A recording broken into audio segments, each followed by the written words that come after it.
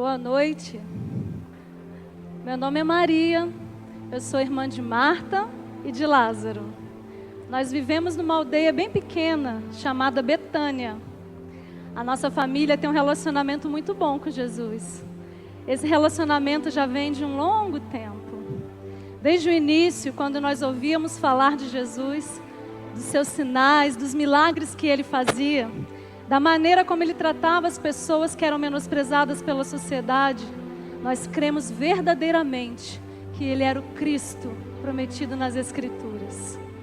Mas, quando nós o conhecemos pessoalmente, nosso coração se encheu de alegria. Ele era tão amável, o seu olhar transmitia uma paz tão grande.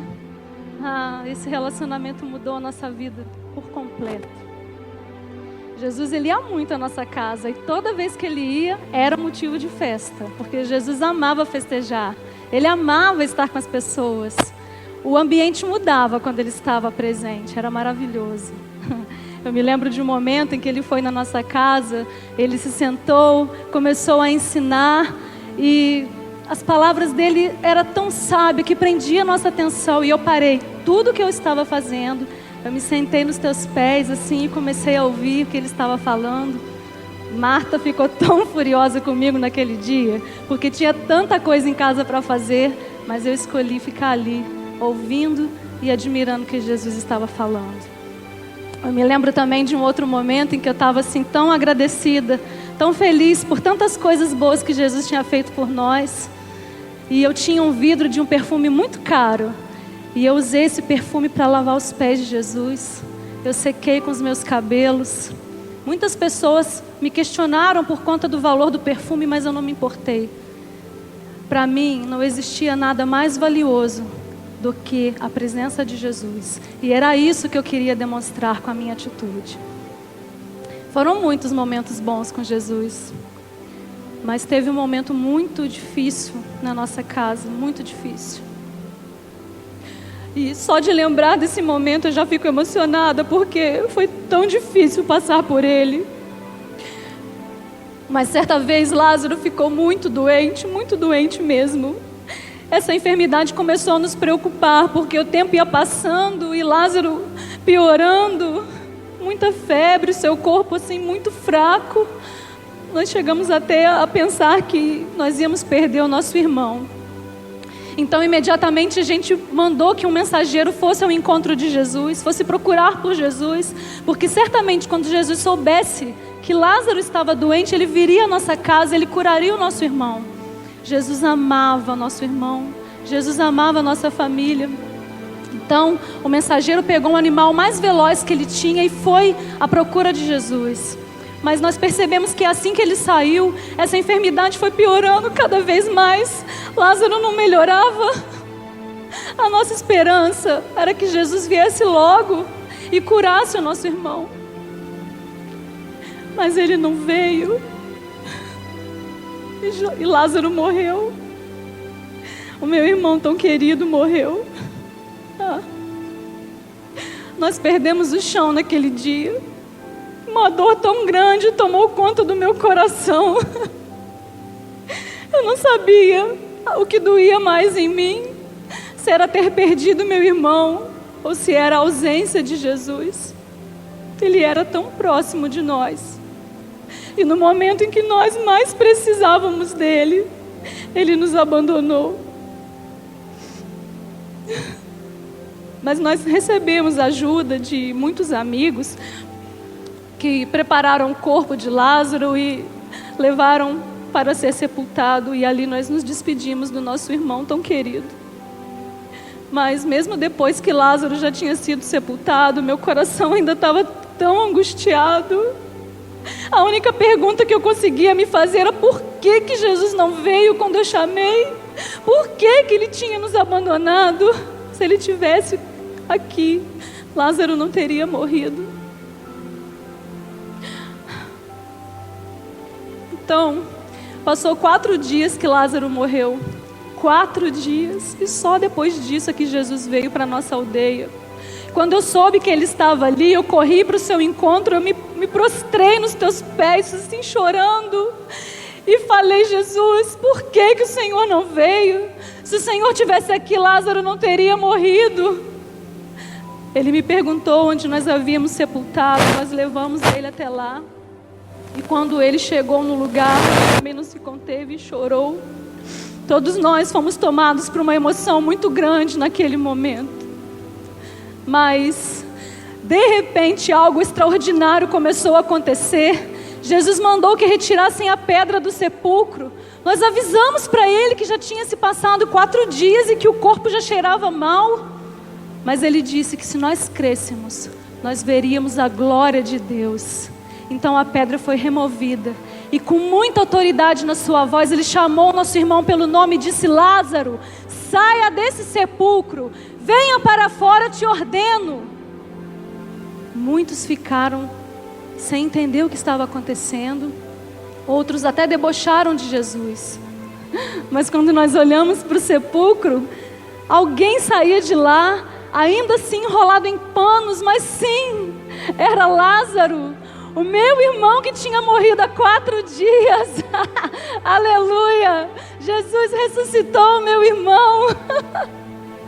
Muitos ficaram sem entender o que estava acontecendo, outros glorificaram o nome de Jesus, mas o meu coração estava cheio de alegria. Logo eu, que achei que Jesus tinha me abandonado. Mas Ele não me abandonou. Ele nunca me abandona.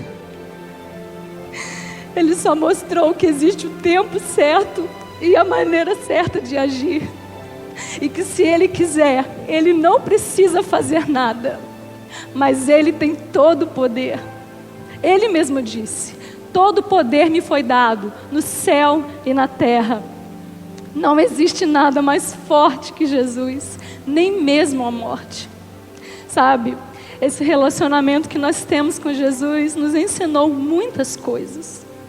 Mas esse momento que nós vivemos com Lázaro, certamente nos ensinou o mais importante.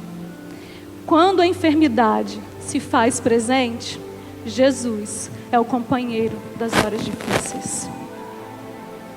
Quando a enfermidade ela chega, seja na nossa casa ou na nossa vida, ela tem o poder de mudar muitas coisas. Eu me lembro de algumas experiências vividas em que a enfermidade mudou a rotina, mudou as prioridades, mudou muitas coisas, seja na minha vida ou na vida da minha família. Eu lembro uma época em que meu pai, ainda vivo, já com seus 70 anos de idade, com aquele óculos bem fundo de garrafa, sabe qual? Aqueles que é mais de 8 graus, mais de 10 graus em cada vista, e ele cismava em andar de bicicleta. E certa vez, ele andando de bicicleta, um caminhão o atropelou. Eu recebi um telefonema do meu cunhado, dizendo que havia socorrido meu pai, que havia sido atropelado, estava em tal hospital, que era para eu ir correndo para lá. E quando eu cheguei lá, irmãos, imagina uma cena terrível. Eu encontrei meu pai todo arrebentado, desculpa a expressão, com o corpo todo roxo, todo quebrado, não falando coisa com coisa, fora de si, e uma situação terrível. Ali nós fizemos o atendimento com ele no hospital, depois buscamos a transferência para outro, e meu pai ficou mais de 1 mês, quase 2 meses no hospital, sem nem sequer conseguir levantar da cama, ainda não lúcido, confundindo as coisas, com o braço quebrado, todo roxo. E quando a enfermidade, queridos, ela chega na nossa casa, muitas coisas são mudadas. Eu tinha 2 irmãs, a Cláudia era viva, e se tem uma época da minha vida que você me perguntasse, pastor, qual foi a época que você mais brigou com as suas irmãs? Foi essa época. Porque quando a enfermidade ela chega na nossa casa, ela muda até o ânimo, as pessoas ficam estressadas. E muitas vezes numa situação como essa, às vezes é comum você ter que se dedicar, ter que ter tempo para cuidar de alguém, e às vezes um cobra o outro porque acha que um está fazendo menos que o outro. Eu lembro do momento vivido com a minha irmã. Minha irmã é falecida, faleceu com 45 anos de idade, para quem não sabe, e lutou com câncer por 12 anos. E só que por muitos dele nós tínhamos a nossa irmã e sabíamos o que ela tinha, mas ela tinha uma vida normal, entende? A enfermidade não tirava dela a participação dela nos momentos de família. Ela ia à igreja, ela conseguia ter uma vida normal, embora doente, exceto no último ano que ela ficou de cama, e a situação dela piorando até mais e piorando até a morte. E tivemos que ter toda uma estrutura de hospital montada dentro de casa, e todo um cuidado que foi necessário ter em relação a ela. Eu lembro da minha filha.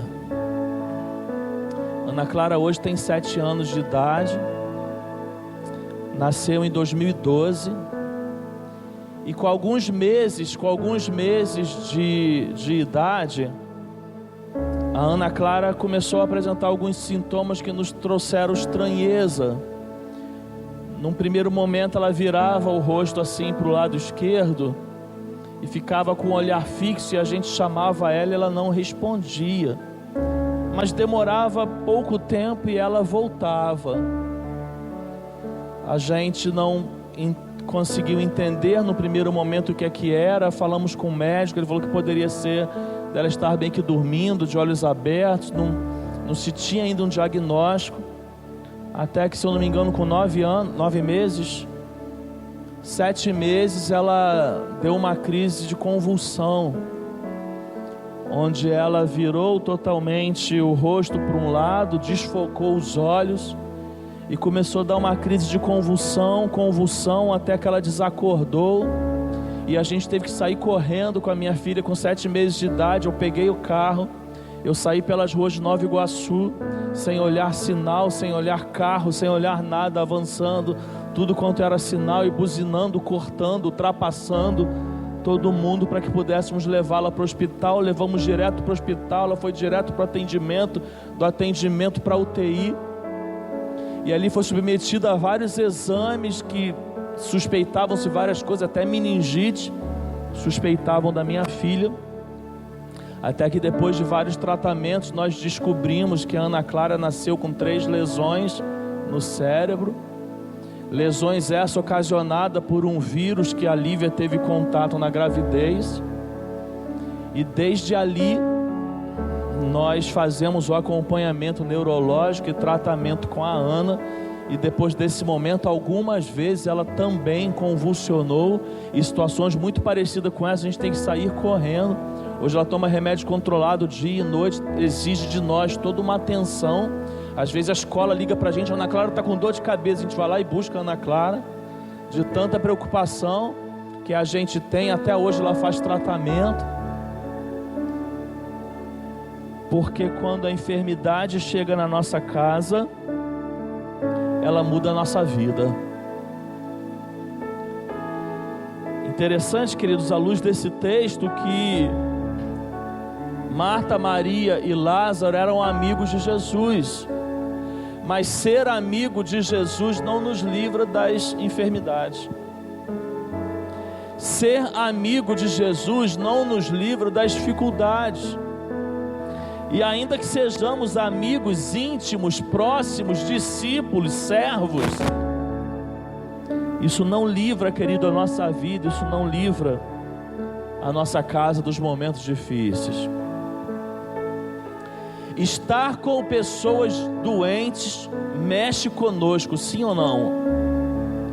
Mexe conosco. Uma das doenças mais comuns do século é a depressão. Quer um exemplo sobre a depressão?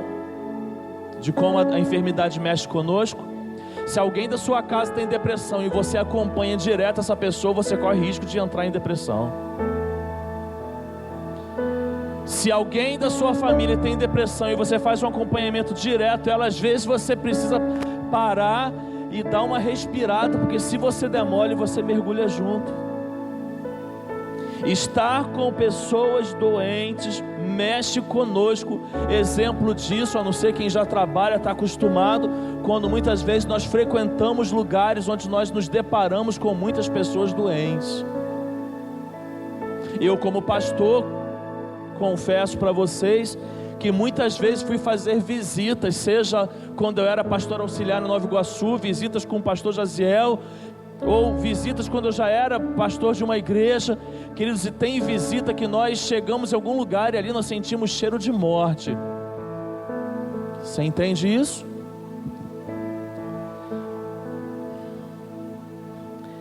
Agora, a enfermidade, queridos, ela tem importância para Jesus. Jesus certa vez disse que quando nós visitamos alguém enfermo, é como se estivéssemos visitando a Ele mesmo.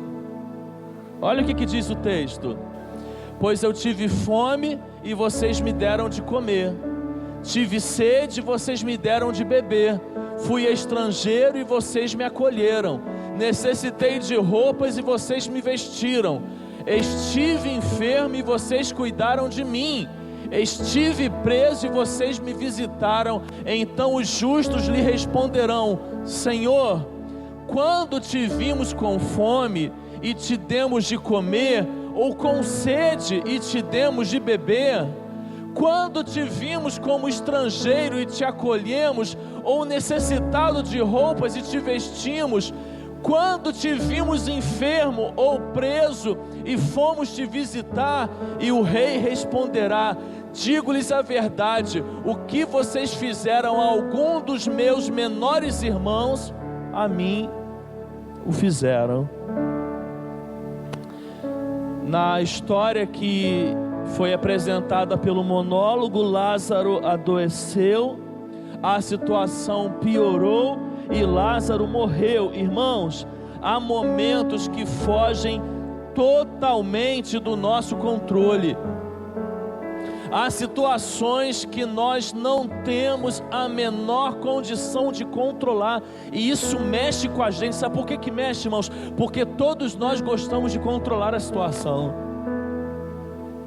Situação difícil, algo difícil para um ser humano é ele se ver impotente, é ele se ver de mãos atadas. Algo difícil para nós seres humanos lidarmos é estar diante de uma situação que nós não temos o menor controle, nós não podemos mexer e mudar nada. E tem situações da vida que nós nos encontramos exatamente assim, sem poder fazer nada. Pastor, eu tive um dia tão agradável, almocei com a minha família, celebrei a vida, eu vim aqui, você vai falar de doença? Não, irmãos, eu não vou falar de doença. Eu vou justamente usar o contexto da enfermidade, para que nessa noite eu possa, como instrumento de Deus, trazer uma palavra de esperança para você, trazer uma palavra de ânimo para você, trazer a palavra de Deus para você, que é a palavra de consolo, que é a palavra de conforto, para que você nessa noite, que porventura esteja aqui, vivendo uma situação igual ou parecida com essa, ou uma situação que você possa fazer uma analogia, talvez não seja uma enfermidade, não seja um momento difícil, para que você possa sair daqui nessa noite tendo uma palavra de esperança, porque o Evangelho é poder de Deus. Romanos 1,16, Paulo escrevendo, ele vai dizendo: eu não me envergonho do Evangelho, porque ele é poder de Deus. Quando nós pregamos o Evangelho, nós pregamos o poder de Deus, e que nessa noite o poder de Deus seja pregado para você, encontre lugar no seu coração, e você possa sair daqui nessa noite tendo uma palavra de esperança, uma palavra que seja poder na sua vida. Irmãos, nos momentos de enfermidades ou dificuldades, E o texto que nós escolhemos para essa noite, esse episódio, ele nos ensina muito isso. O maior remédio é buscar a Jesus. Olha, meu irmão, minha irmã, buscar a Jesus não é uma das opções. Buscar a Jesus não é um dos remédios. Buscar a Jesus é o principal remédio quando nós lidamos com as situações difíceis na nossa vida. Olha, é muito importante você entender isso. Nós não importunamos a Jesus. Jesus não se sente importunado conosco. Ele não é o amigo que dorme. Nós não somos o amigo importuno. Nós não somos o amigo inconveniente. Jesus está à nossa disposição para que nós o busquemos. Ele deseja que nós o busquemos em todos os momentos, mas inclusive nos momentos difíceis. Ele está à nossa disposição para que nós procuremos por Ele. E a sua palavra, em Mateus capítulo 11, versículo 28 a 30, vai dizendo: vinde a mim, todos vós os que estão cansados e sobrecarregados, e eu lhe darei descanso. Tomem sobre vocês o meu jugo e aprendam de mim, pois sou manso e humilde de coração, e vocês encontrarão descanso para as suas almas, pois o meu jugo é suave e o meu fardo é leve. Você pode ler esse versículo comigo? Vamos lá? Vinde a mim, todos os que estão cansados e sobrecarregados, e eu lhe darei descanso. Tomem sobre vocês o meu jugo e aprendam de mim, pois sou manso e humilde de coração, e vocês encontrarão descanso para as suas almas, pois o meu jugo é suave e o meu fardo é leve. Jesus está à nossa disposição. Nós podemos e nós devemos buscar por Ele. Foi assim que as irmãs de Lázaro fizeram. Elas rapidamente, ao ver a necessidade que Lázaro se encontrava, a dificuldade que elas passavam, elas chamaram um mensageiro. E eu imagino que elas tenham falado: olha, pegue o animal mais veloz que você puder, faça o que você puder para que você chegue o mais rápido possível até Jesus. Jesus estava, irmãos, a mais de 30 quilômetros de distância da casa deles. Capítulo 10 de João, se você for ler, se não precisa abrir sua Bíblia, você vai ver que Jesus sofre tentativa de apedrejamento. Queriam matar Jesus porque ele se declara igual ao Pai. Ele diz no capítulo 10: eu e o Pai somos um. Então ele tem que sair daquela região fugido, porque queriam apedrejar ele, apedrejar os seus discípulos. Ele segue o seu ministério e ele já estava a mais de 30 quilômetros de distância. Talvez você pense: 30 quilômetros é muito perto. 30 quilômetros não dá nem daqui a Resende, é muito perto hoje, irmãos. Não naquela época, com algum meio de transporte que existia, com os vários morros e obstáculos na caminhada.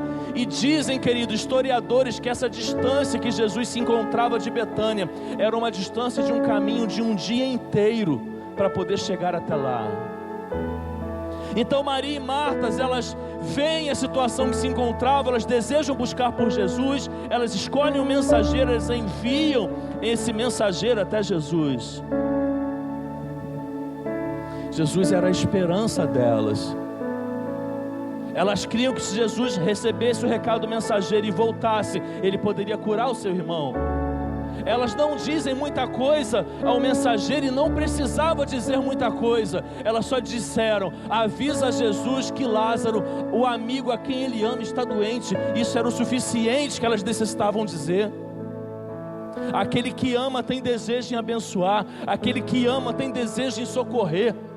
Elas confiavam que tão somente dizer: Lázaro, aquele a quem você ama, está doente, e elas enviam um mensageiro até lá. Elas criam que Jesus poderia vir a Betânia e curar Lázaro. Eu não tenho dúvida de que elas criam que Jesus, lá de onde estava, poderia dar uma palavra e Lázaro ser curado. Afinal, o próprio evangelista João, no capítulo 4, você também não precisa abrir sua Bíblia, ele narra uma experiência que Jesus cura o filho do oficial de um rei.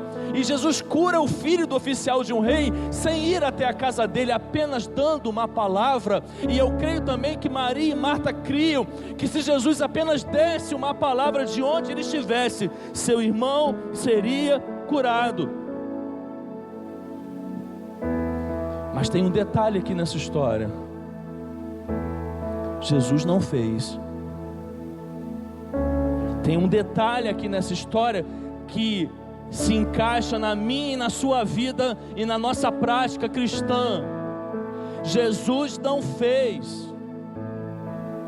O que elas pediram a Jesus não foi atendido.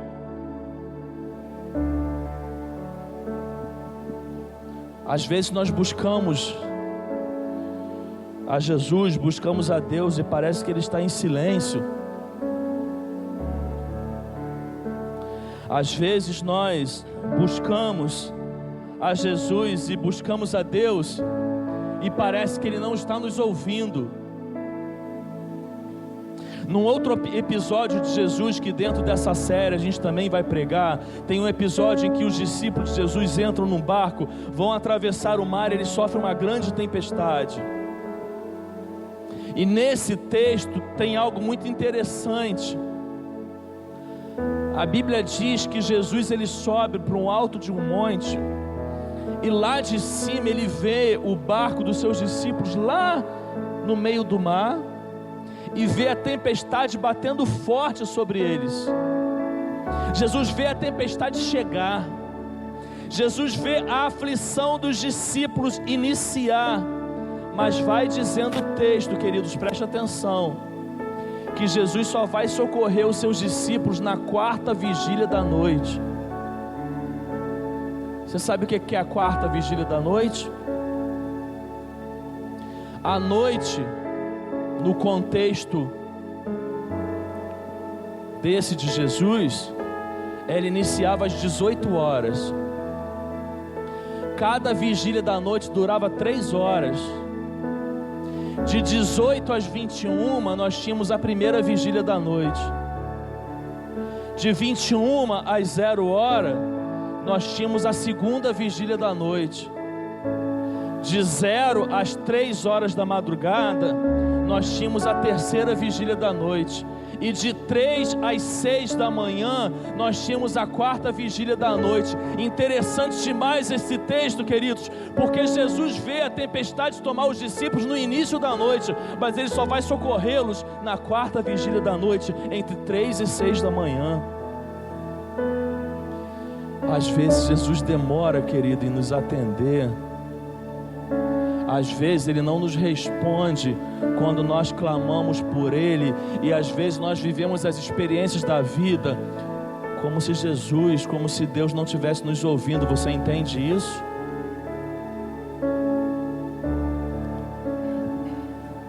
Queridos, a palavra de Deus, ela é guia de fé e prática para todos nós. A palavra de Deus, ela é o nosso refúgio. A palavra de Deus, ela é o nosso alimento. Então, em situações parecidas com essa, que já tenhamos vivido ou tenhamos viver, queridos, precisamos buscar resposta na palavra de Deus. O salmista, por exemplo, lá no Salmo 46, versículo 10, vai trazer uma palavra que todos nós conhecemos, e ela nesses momentos, querido, precisa ser palavra de Deus para nós. E o salmista vai dizer: aquietai-vos e sabei que eu sou Deus. Vamos falar juntos? Aquietai-vos e sabei que eu sou Deus. Serei exaltado entre as nações, serei exaltado sobre a terra. Meu irmão, se você tem vivido um momento onde talvez você esteja orando, você esteja buscando, você esteja clamando, você esteja se sentindo abandonado, esteja se sentindo como se Deus não estivesse ouvindo, ou simplesmente esteja dizendo não para você, queridos, busque a Deus em oração, encontre descanso e refúgio na palavra dele, e tome essa palavra nesse momento para a sua vida. Aquietai-vos. Aquietai-vos pode nos dizer muitas coisas, irmãos. Aquietai-vos pode nos trazer o entendimento que eu preciso falar menos. Até porque, queridos, muitas vezes quando falamos demais, falamos o que não devemos. Muitas das vezes quando falamos demais, temos uma tendência a entrarmos na murmuração, temos uma tendência a entrarmos no questionamento. Então a palavra de Deus pode dizer para nós: aquietai-vos, para que eu possa falar menos, estar mais em silêncio. Estando mais em silêncio, talvez no silêncio ouvir a voz de Deus. Elias foi um dos maiores profetas do Antigo Testamento. Você conhece a história de Elias. Elias foi responsável em desafiar os 450 profetas de Baal, lá no Monte Carmelo, desafiá-los, matá-los, vencê-los todos eles. Mas Elias ganhou um ódio, muito ódio, do rei Acabe e da esposa do rei. E num determinado momento eles perseguiram Elias, e Elias fugiu. E Elias, diz a Bíblia, sentou debaixo de uma árvore e teve medo e desejou morrer. E ele, no momento de crise, queridos, no momento de fundo de poço, alguns vão dizer que ele estava até em depressão. No momento de depressão, ele fugindo, ele vai para dentro de uma caverna. E ali Elias tem uma experiência. Se você conhece o texto, você vai já entender o que eu quero dizer. Elias tem uma experiência ali na caverna, uma experiência com Deus. Uma experiência de um vento muito forte, que acontece na entrada daquela caverna, mas ele fala, não, Deus não estava no vento. E sinais, sobrenaturais, vento, fogo, terremoto, e Deus não estava nada disso. Aí diz o texto que depois de tudo isso, de tanto movimento, veio uma brisa bem suave, e ali estava a presença de Deus. Às vezes, irmãos, a presença de Deus que você tanto busca não está nos movimentos mais sobrenaturais que você possa buscar. Talvez está nos momentos mais quietos e de quietude da sua vida. Às vezes Deus, queridos, entenda o contexto que eu vou dizer, tá? Para que não vire uma heresia. Às vezes Deus não está na igreja, às vezes Deus está no teu quarto. Porque às vezes Deus quer falar com você a despeito do que você está vivendo. Não é no movimento grande, é no teu silêncio. E aí Ele diz, aquietai-vos.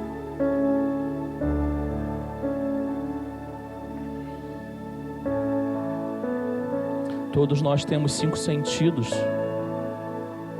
E a audição, ela é fundamental para que eu possa fazer com que ela venha sobressair. Eu preciso muitas vezes fechar a fala. O muito falar pode me impedir de ouvir. Você entende isso? Se você tem falado muito, talvez não tenha escutado aquilo que você tem buscado, fale menos. Esse texto nos ensina, meus queridos irmãos, que Jesus age de acordo com a agenda do Pai. Se você ouve minhas pregações, você me ouve dizer com frequência o que eu vou dizer aqui novamente. Jesus, Ele é a máxima revelação que nós temos de Deus. A própria palavra diz isso. O autor dos Hebreus vai dizendo isso, que lá no passado Deus se revelou de muitas maneiras, se revelou através dos profetas, mas na plenitude dos tempos se revelou através da pessoa de Jesus Cristo. Jesus Cristo é a máxima revelação de Deus. Tudo que você tem dúvida sobre Deus, olha para Jesus Cristo, que Jesus Cristo vai te revelar Deus. Amém? Quem é Deus? O que Deus faz? O que Ele é capaz de fazer? Como Ele pensa? Como Ele age? Qual é o coração de Deus? Quais são os propósitos de Deus? Você encontra a resposta disso olhando para Jesus. E o ser humano tem uma busca muito grande em querer saber quem é Deus, em querer desvendar Deus. Desde que o mundo é mundo, o ser humano tem esse anseio. Ele quer descobrir mais de Deus, ele quer saber mais de Deus. Então, se você quer saber mais de Deus, olha para a pessoa de Jesus Cristo. Jesus Cristo é a resposta para mim e para você de quem é Deus. Como Deus ama como Jesus ama. Como Deus age com o pecador. Deus age com o pecador como Jesus age com o pecador. Deus é revelação, Jesus é a revelação máxima de Deus. Mas não fica apenas nisso. Jesus é a revelação máxima do ser humano que eu e você precisamos ser. Então, quando eu olho para Jesus, eu não olho só para encontrar a resposta de quem é Deus. Eu também olho para Jesus buscando a resposta de quem eu devo ser. O que eu devo ser? Eu devo ser o que Jesus é. Numa situação que eu estou vivendo, como eu devo agir? Eu devo agir como Jesus agia. Quais devem ser as minhas palavras e minhas atitudes nesse momento? Da mesma forma que foram as palavras e as atitudes de Jesus naquele momento. Então Jesus é a revelação máxima em dois sentidos. Ele nos revela em plenitude quem é Deus, e Ele nos revela em plenitude o ser humano que nós precisamos ser. Até porque a Bíblia vai dizendo que Ele é o segundo Adão. Porque através do primeiro Adão, o pecado entrou na terra e dele originou-se homens pecadores. A partir de Jesus, nós teríamos o sacrifício dele na cruz, através do Espírito Santo dele em nós, condições de nos tornarmos parecido com ele. E quando eu me torno parecido com Jesus, eu me torno com o ser humano que Deus deseja que eu seja. E isso me aproxima do propósito original de Deus. E Jesus nos dá uma lição aqui de como eu e você devemos agir, e muitas vezes não agimos. Jesus aqui, queridos, Ele nos ensina a sermos completamente submissos à vontade do Pai. Jesus, Ele se esvazia das suas vontades para que a vontade do Pai prevaleça. A agenda mais importante para Jesus não era dele, era do Pai. Ele era capaz de se esvaziar das suas vontades, para que a vontade do Pai pudesse ser feita, dos seus desejos, para que o desejo do Pai prevalecesse. O que ele pensava, o que ele muitas vezes desejava, não importava. Ele condicionava isso de forma obediente à vontade do Pai. É a mesma coisa que eu e você precisamos fazer no nosso exercício de vida cristã. Condicionar a nossa vida à vontade do Pai. Um dos exercícios talvez mais difíceis da vida cristã é repetir o que Jesus nos ensinou na oração do Pai Nosso: seja feita a tua vontade e não a minha. Porque Jesus nos ensina que a vontade que importa é a vontade do Pai e não é nossa. E a palavra de Deus vai nos dizer que a vontade de Deus é boa, é perfeita e é agradável. E eu completo dizendo que eu não digo há muito tempo que Deus é bom, faz tudo certo e sempre tem razão. Você pode falar isso após mim? Deus é bom. Amém. Esse texto nos ensina, irmãos, que Jesus sente a nossa dor. Claramente nesse texto nós vemos que Jesus sente a nossa dor. Jesus chega em Betânia, vai acompanhando comigo a história. Jesus chega em Betânia, a primeira irmã a recebê-lo é Marta. Ela se joga aos pés de Jesus. E ali Marta, ela fala uma frase, irmãos, que essa frase ela transmite decepção e fé ao mesmo tempo. Jesus, se tu estivesses aqui, meu irmão não teria morrido. Olha para essa frase. Ela transmite ao mesmo tempo decepção e fé. E tem algo muito interessante nessa frase que eu quero pensar com você. Marta, irmãos, crê que Jesus tinha poder para intervir no passado. Se você estivesse aqui, meu irmão não teria morrido. Continuando o texto, ela vai dizendo: mas eu sei que tudo podes fazer. Então Marta agora crê no poder de Jesus no futuro. Então ela cria que Jesus poderia ter feito no passado, e ela crê que Jesus pode fazer no futuro.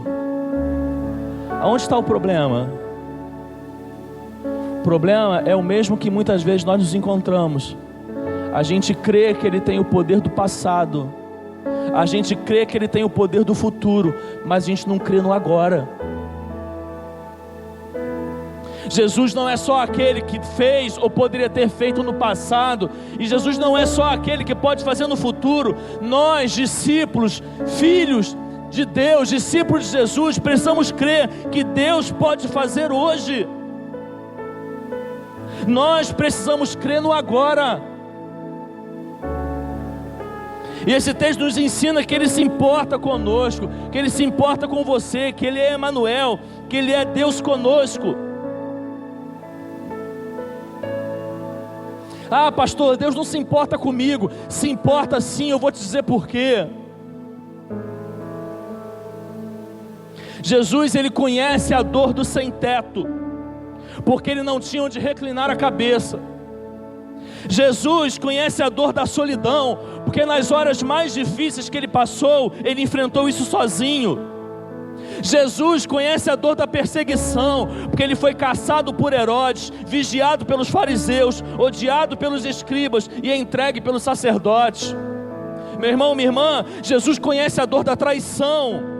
Talvez você esteja aqui hoje vivendo a traição, ou entendendo que a sua dor é essa. Jesus não é sensível. Jesus é sensível e Ele conhece a dor da traição. Ele foi rejeitado pelo povo, Ele foi traído por Judas, Ele foi negado por Pedro e Ele foi abandonado pelos discípulos.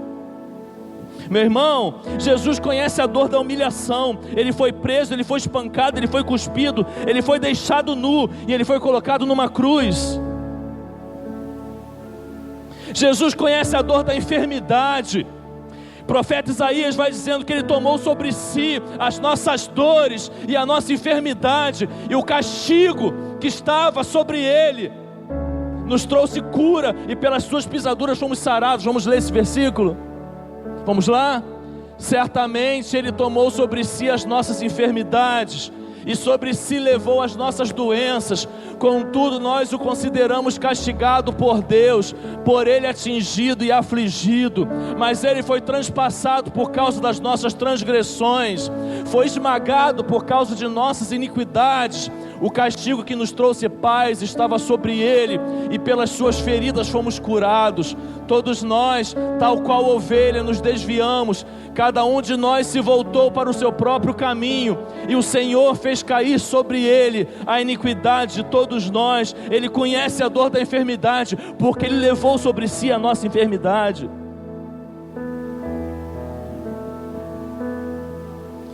Jesus conhece a dor da morte, porque Ele morreu para que eu e você pudéssemos ter vida. Já estou me aproximando, queridos, do fim. Esse texto nos ensina que Jesus tem todo o poder. Olha, Ele não só é o Emanuel, que é o Deus com você, mas Ele é aquele que pode resolver todos os seus problemas. E nesse episódio da ressurreição de Lázaro, Jesus evidencia de forma clara o seu poder.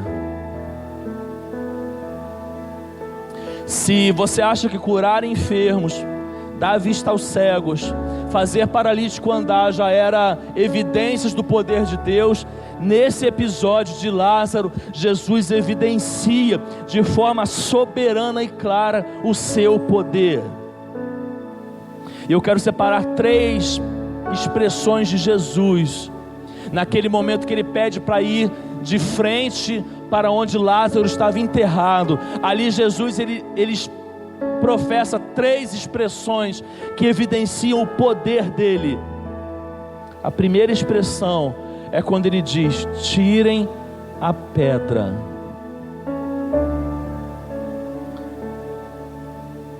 Pastor, onde isso evidencia o poder de Deus? O poder de Deus começa a ser evidenciado, queridos, quando Ele não exclui a participação humana diante daquilo que Ele vai fazer. Olha aqui, ressuscitar mortos só Jesus pode fazer, mas tirar a pedra as pessoas poderiam fazer. Jesus, Ele faz na minha e na sua vida aquilo que nós não podemos fazer. Aquilo que nós podemos, Ele ordena para que a gente faça.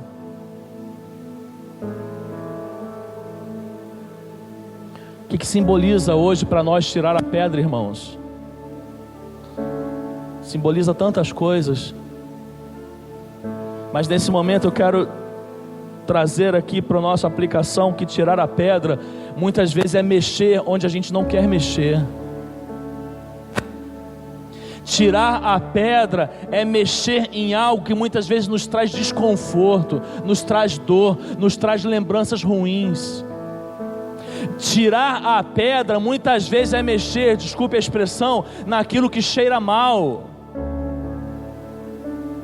Mas você precisa tirar a pedra daquilo que você pode fazer, porque Jesus não vai fazer aquilo que você pode. Então tem momentos, querido, que é necessário tirar a pedra sim. Tem momentos que é necessário mexer sim. Tem momentos que é necessário visitar o passado.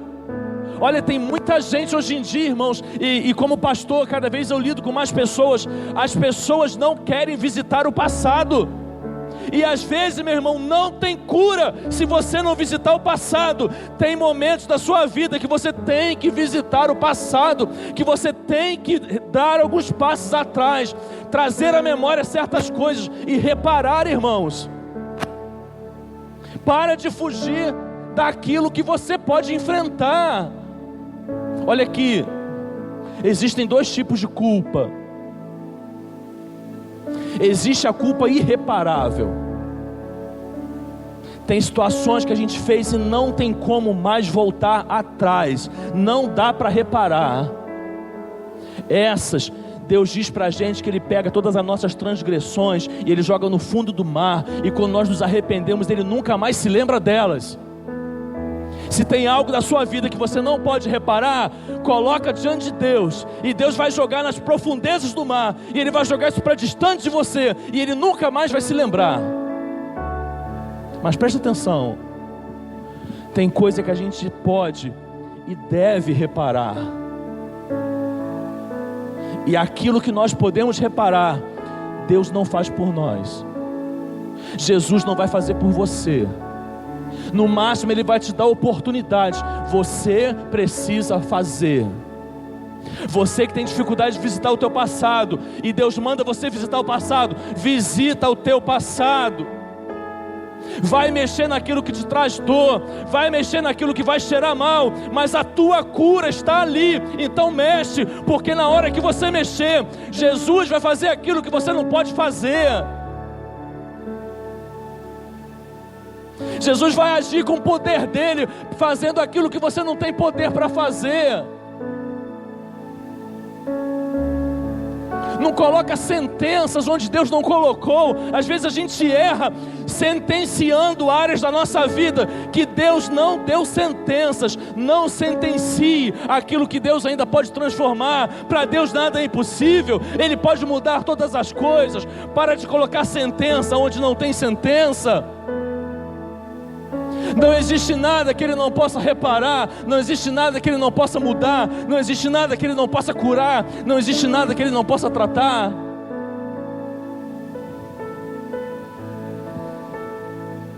A segunda expressão é a que a gente mais tem facilidade para ver o poder. É quando Ele usa a sua voz para dizer: Lázaro, vem para fora. O que isso quer nos dizer? Quer nos dizer muitas coisas, mas para essa noite quer nos trazer ao nosso entendimento o poder da palavra de Jesus, o poder daquilo que Ele diz. Nós costumamos dizer no nosso meio evangélico, né, temos um jargão que é uma expressão que para nós é verdade. Nós dizemos: o sangue de Jesus tem poder. E aí nós nos baseamos no sangue dele derramado na cruz do Calvário, que tem poder para salvar. Mas presta atenção, parafraseando agora com a expressão o sangue de Jesus tem poder, nós precisamos entender, porque também é uma verdade, a palavra de Jesus tem poder.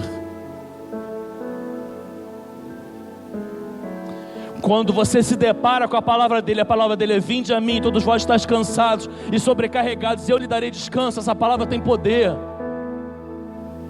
Quando Jesus diz algo a teu respeito, essa palavra tem poder. Quando você se depara com uma palavra que ela traz esperança para a sua vida, creia que essa palavra tem poder. Ela tem tanto poder que até morto ouve a voz de Jesus e sai do meio do túmulo. Foi o que aconteceu com Lázaro, sinal de que a palavra dele tem poder.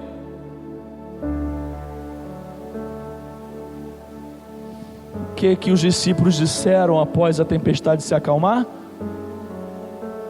Quem é esse que até o vento e o mar lhe obedecem? Meu irmão, Jesus tem palavra para a sua vida. Jesus tem palavra para você. Todas as vezes que você está aqui ouvindo a palavra de Deus, é a palavra de Deus para você. Creia que essa palavra tem poder. Creia que essa palavra pode mudar a sua vida. Creia que essa palavra pode dar um rumo para a sua vida, e a sua vida chegar num lugar que nunca chegou. Não porque sou eu, pastor Magelo, quem quer que esteja pregando, mas porque é a palavra de Deus. A terceira expressão que eu quero me atentar é quando ele diz: tirem a faixa dele e o deixem ir. O que essa palavra fala para nós? Ela fala para nós como igreja. Sabe qual é o papel da igreja? Ficar tirando faixa. Quando nós tiramos a faixa, irmãos, de alguém, nós tiramos as faixas entranhadas da podridão que a enfermidade causou. Mas a gente tira pelo poder da voz e da ordem de Jesus, e a gente tira para que a pessoa possa viver. Até no milagre de Jesus tem participação da igreja. A igreja é aquela que tira a faixa. Ele tem palavra de vida para você, mas a igreja pode te ajudar a tirar a faixa. Ele tem palavra de algo novo para a sua vida, mas quem vai tirar a faixa e falar: olha, vai meu filho, vai meu irmão, que Deus te abençoe, é a igreja. Só que nós precisamos assumir esse papel, que o nosso papel é tirar a faixa e liberar para que as pessoas tenham vida. Quero terminar essa palavra dizendo que esse texto nos ensina que Jesus é a ressurreição e a vida. Vamos ler o texto? Disse-lhe Jesus: eu sou a ressurreição e a vida. Aquele que crê em mim, ainda que morra, viverá. E quem vive e crê em mim, não morrerá eternamente. Você crê nisso? Você que estava aqui domingo passado, quando eu preguei sobre aquele momento em que os discípulos estão pescando, e Jesus vai lá, depois de uma noite inteira sem pescar nada, e fala para eles jogarem a rede vem cheia de peixe. Você lembra que no momento da mensagem eu falei que aquilo era só um detalhe. Jesus não tinha ido ali para fazer peixe aparecer na rede. Você se lembra disso? Jesus foi ali para resgatar Pedro. A essência daquela palavra não está no milagre. A essência daquela palavra está no resgate de uma vida. Eu vou te dizer a mesma coisa. A essência desse encontro não está no milagre, por mais sobrenatural que ele seja. Meu irmão, tem crente que só vive a vida cristã com o olho no milagre. Às vezes a gente tem que tirar o olho do milagre, porque tem algo muito maior do que o milagre. Pastor, Jesus ressuscitou um morto, que há 4 dias estava morto, já em estado de decomposição. Jesus ressuscita, talvez um dos maiores milagres de Jesus, ressuscitar um morto. A essência do texto não é isso. Se você pegar o capítulo 11 inteiro de João, a mensagem principal é essa. Aqui está a mensagem principal do capítulo: eu sou a ressurreição e a vida. Aquele que crê em mim, ainda que morra, viverá. E quem vive e crê em mim, não morrerá eternamente. Tudo que Jesus fazia apontava para algo maior. Essa é a essência do reino de Deus. O reino de Deus aponta para algo maior. O reino de Deus aponta para o céu. O reino de Deus aponta para aquilo que é metafísico. O reino de Deus aponta para aquilo que muitas vezes a mente humana não é capaz de compreender. Tudo aquilo que Jesus fazia apontava para algo maior. A ressurreição que ele fez a um homem no estado físico é uma analogia para a maior ressurreição que ele é capaz de fazer na minha e na sua vida. Ele já fez. Ele morreu na cruz do Calvário para que através da sua morte na cruz nós pudéssemos ter vida e vida eterna. Isso significa, meu irmão, que você que é salvo, crê em Jesus, você nunca vai morrer, você vai viver eternamente com Jesus. O maior milagre não é tirar um morto de um túmulo. O maior milagre é conceder vida eterna a alguém pecador igual a mim e a você. Os maiores milagres que Jesus faz é aquele que Ele faz diariamente na minha e na sua vida. É restaurando vidas, é restaurando família, é restaurando casamento, é dando novo recomeço, é mudando, é transformando, é curando do interior. Esses são os maiores milagres que uma vida pode ter.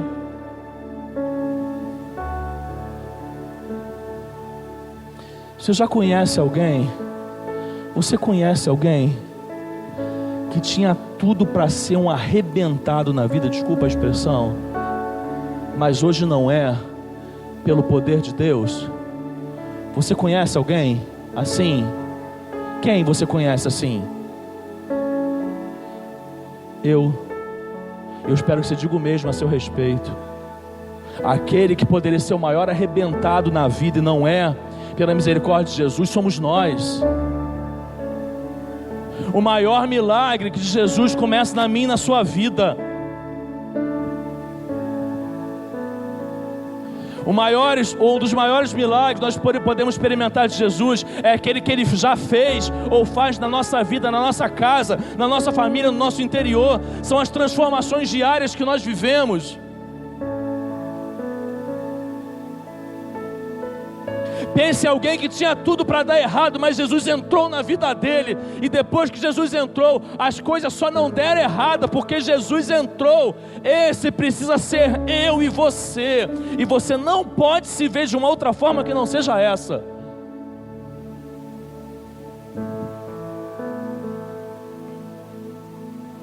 Mas o maior milagre que Ele oferece é a vida. E essa vida em Jesus Cristo é vida eterna. Você pode se colocar de pé. Você pode louvar ao Senhor.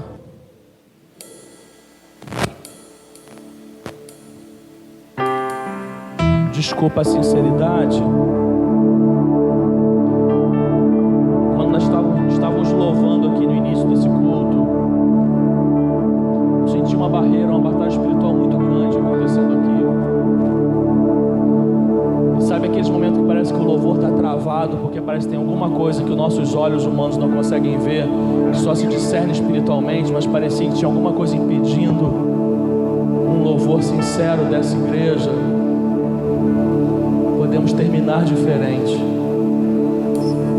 Louve ao Senhor.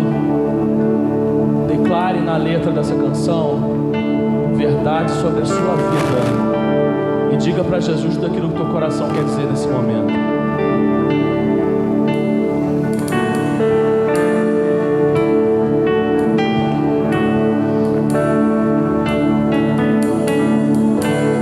Mestre, eu preciso de um milagre. Transforma a minha vida, o meu estado. Faz tempo que eu não vejo a luz do dia. Estão tentando sepultar minha alegria, tentando ver meus sonhos cancelados.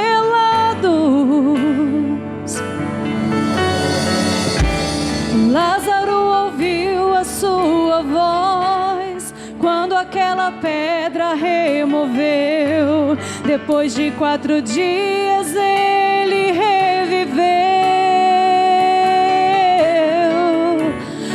Mestre, não há outro que possa fazer aquilo que só o teu nome tem todo o poder.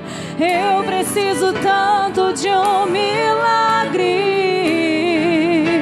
Remove a minha pedra, me chama pelo nome, muda a minha história, ressuscita os meus sonhos, transforma a minha vida, me faz um milagre, me toca nessa hora, me chama para fora, ressuscita-me. Mestre, eu preciso de um milagre, transforma a minha vida, o meu estado. Faz tempo que eu não vejo a luz do dia, estão tentando sepultar minha alegria, tentando ver meus sonhos cancelados.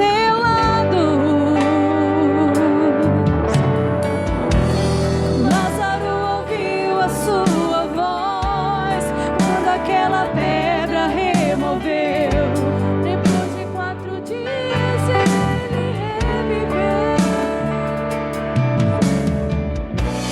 Mestre, não há outro que possa fazer aquilo que só o seu nome tem todo o poder. Declare, eu preciso tanto de um milagre.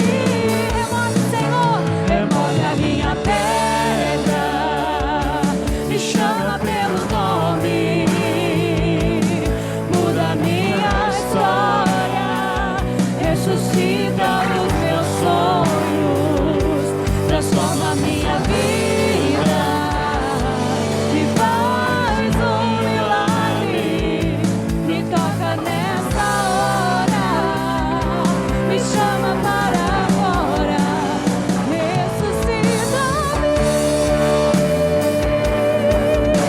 Tu és a própria vida, a força que há em mim.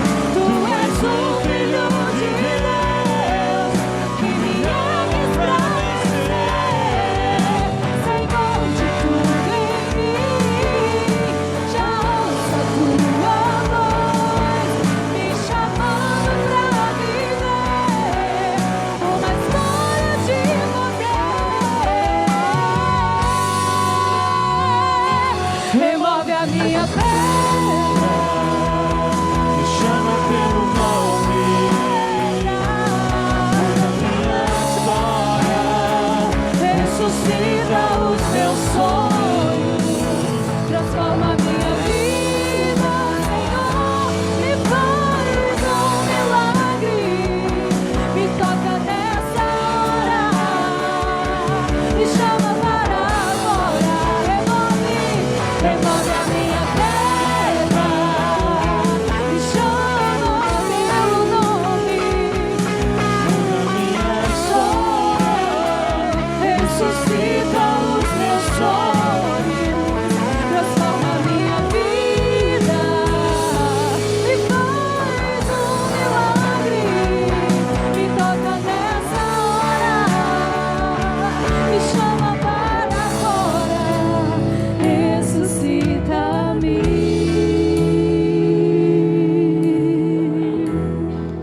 Toma o seu assento por um instante. Vamos permanecer nesse mesmo ambiente que estamos. Eu tenho falado algo aqui domingo após domingo que é muito sincero.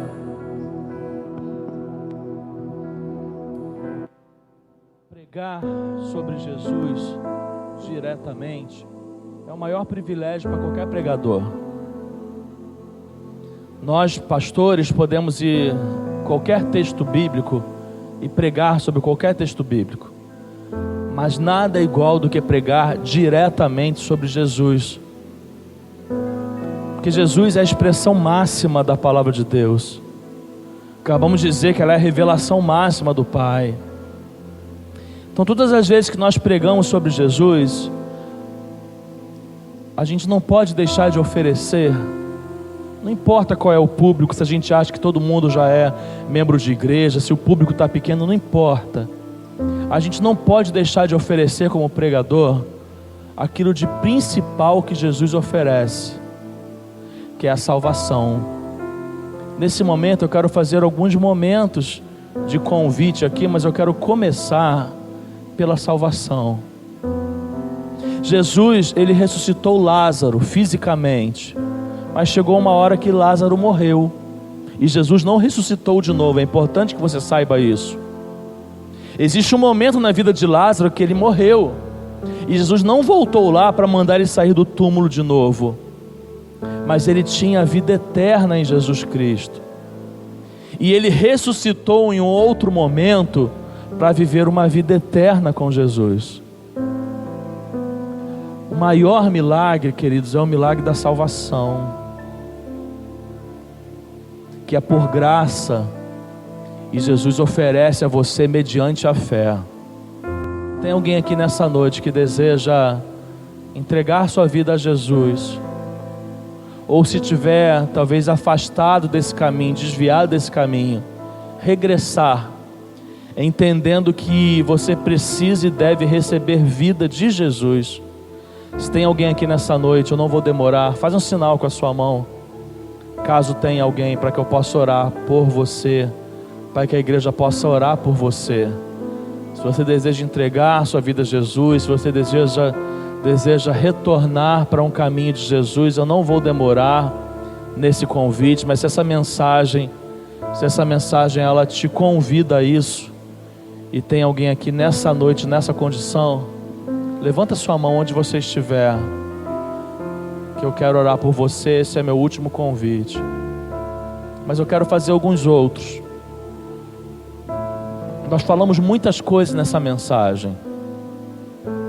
Nós falamos, por exemplo, e é o que eu sinto me direcionado pelo Espírito Santo a fazer, nós falamos sobre a importância de nós tirarmos a pedra, para que Jesus possa fazer aquilo que só Ele pode fazer, mas que antes tem uma parte nossa que a gente precisa fazer. Olha, tem alguma pedra que está pesada para você? Você precisa retirar alguma pedra da sua vida e você não está tendo força? Eu quero orar por você. Não é mais um convite de salvação, é um convite de oração. Se você tem uma pedra na sua vida, você não precisa me dizer qual é a pedra. Você vai dizer para Jesus: eu não estou tendo força, me ajuda. Sai do seu lugar, vem aqui à frente, eu quero orar por você. Nós vamos fazer alguns momentos de oração aqui. O primeiro é esse. Se você tem uma pedra na sua vida e você precisa remover, e você não está tendo força, sai do seu lugar, vem aqui na frente, que eu quero orar por você por um desses motivos, e um desses motivos é esse. Enquanto tem algumas pessoas vindo, nós falamos aqui durante a mensagem de um Jesus que tem poder, de um Jesus que Ele não é apenas um companheiro das horas difíceis, mas Ele é um companheiro das horas difíceis que tem poder, e tendo poder, Ele pode mudar qualquer coisa na nossa vida. E nós acabamos de cantar: Mestre, eu preciso de um milagre. Mestre, eu preciso de um mover sobrenatural, de um agir do Senhor na minha vida. Você precisa disso? Quer colocar diante do Senhor? Sai do seu lugar, vem aqui à frente, se junte a essas pessoas que estão aqui. Sai do seu lugar, se junte a essas pessoas. Como temos feito todo domingo, você que é do Ministério de Intercessão, os pastores dessa igreja, me ajude aqui. Caminhe aqui na frente, ore com essas pessoas, chega perto de alguém, dá um abraço, dá uma palavra. Adilson, chega um pouquinho para cá para a gente abrir o corredor, deixar o corredor livre. Pode ocupar aqui, para os lados aqui, o corredor fica livre.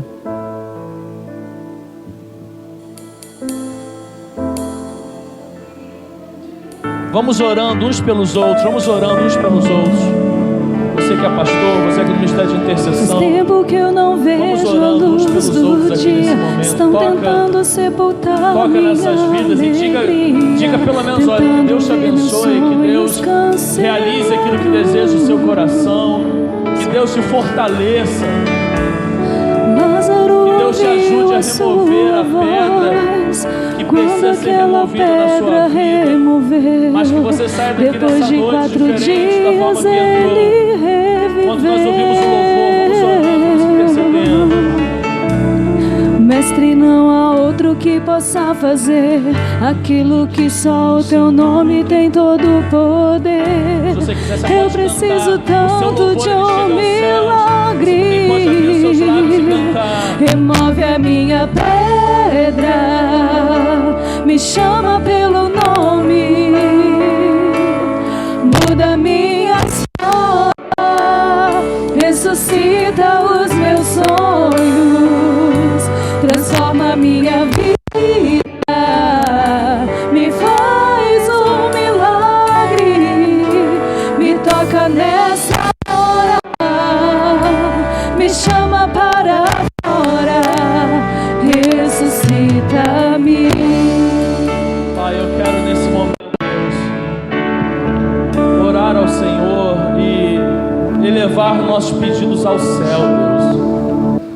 Deus, meus irmãos se encontram aqui na frente, irmãos queridos, que caminhamos juntos, e cada vez que nós chegamos até aqui, Deus, nós chegamos aqui numa atitude de fé, e nesse momento tem pessoas aqui, Deus, que estão aqui em atitudes de fé, e nós chamamos aqui à frente pessoas por dois motivos específicos.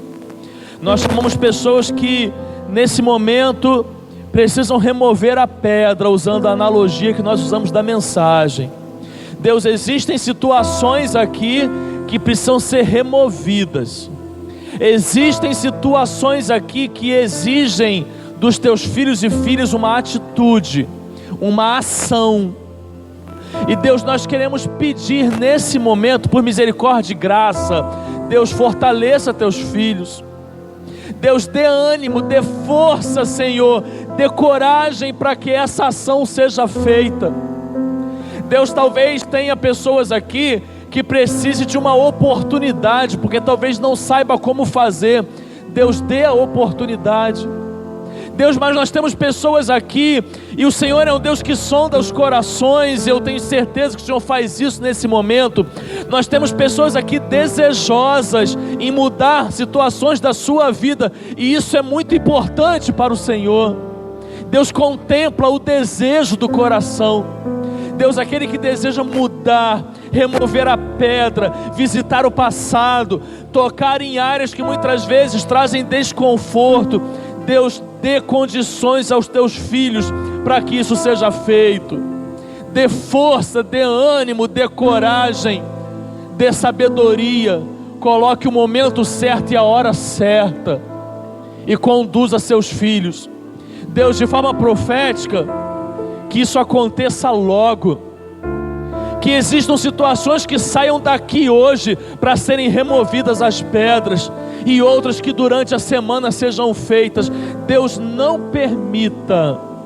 permita que Satanás arranque esse desejo do coração, que Satanás arranque essa semente, mas que ela possa dar frutos para a honra e glória do teu nome. Deus, nós temos um outro grupo aqui, que vem aqui porque necessita do teu poder, que necessita do teu agir, que necessita de um mover do céu em direção à sua vida. Deus, tu és um Deus todo poderoso, tu és um Deus onipotente, todo o poder pertence ao Senhor. Deus, tu tem manifestado o teu poder na vida desta igreja.